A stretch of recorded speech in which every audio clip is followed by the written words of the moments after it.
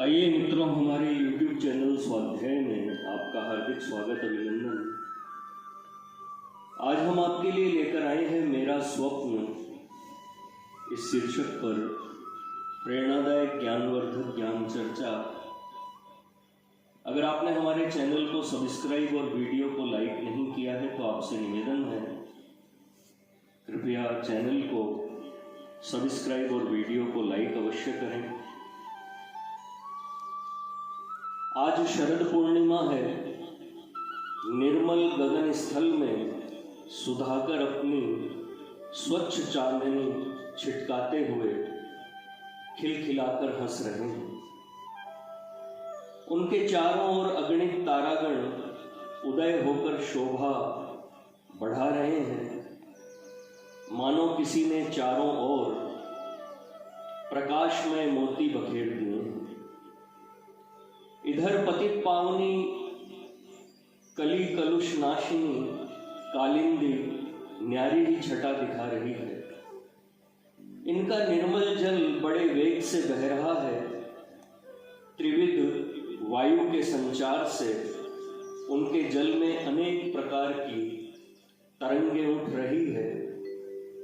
कहीं कहीं तीर पर खड़े हुए वृक्षों की जड़ों से टकराकर कलकल ध्वनि हो रही है, जो सुनने वालों के कर्ण कुहर में प्रवेश कर आनंदामृत की मधुर धारा बहा रही है। तीर पर भांति भांति के वृक्ष, केला, कचनार, आम, जामुन, कटहल, बेर, पलास, चंपा, चमेली, केतकी, जूही इत्यादि फूलों और फलों से लदे हैं, जिन पर बैठकर नाना प्रकार के पक्षी कलरव कर रहे हैं। कोयलों की कुहू कुहू ध्वनि, पपीहों की पी पुकार और घोरों का गुंजार चित्त को बरबस अपनी ओर खींच रहा है। ऐसे ही समय में मैं घूमता फिरता प्राकृतिक छटा को देखता हुआ कुछ दूर निकल गया तो क्या देखता हूं कि एक अति कमनीय कांति बालक श्यामवर्ण कमल नयन पीतांबर पहने, कछनी काछे सब श्रृंगार किए, सिर पर मोर मुकुट धारे, नटवर वेश बनाए, चरण उठाए अधरों पर वंशी धारे, मंद मंद मुस्कुरा रहा है। फिर देखते ही देखते वहां बहुत सी दिव्य देवियां नाना प्रकार के रंग बिरंगे वस्त्रों को पहने सुंदर श्रृंगार किए आ पहुंची। सबने उस बालक का अभिनंदन किया।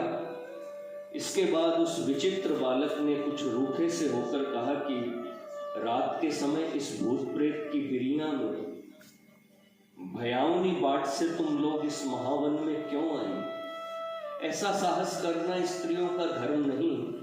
कुलशीलवती स्त्रियों का परम धर्म अपने पतियों की सेवा शुश्रूषा करना और अपने गृह कार्य को सुदक्षता से करते रहना है। अतएव अब तुम लोग तुरंत लौट जाओ।